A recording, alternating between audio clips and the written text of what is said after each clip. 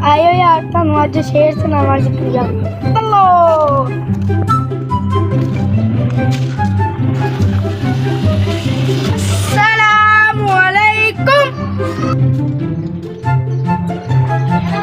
वालेकुम अस्सलाम।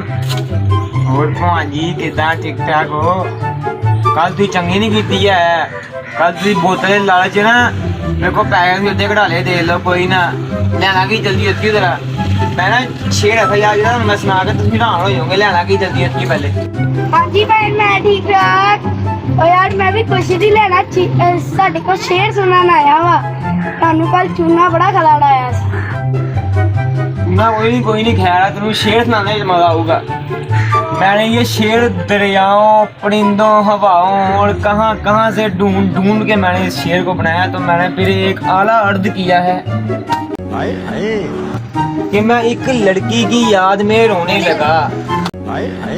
अच्छी सी प्यारी सी लड़की की याद में रोने लगा, पर लेकिन मुझे आंसू नहीं आए। तो मैंने फिर प्याज काट के रो लिया। हाय हाय वाह वाह, क्या अच्छी लाइनें कही है आपने।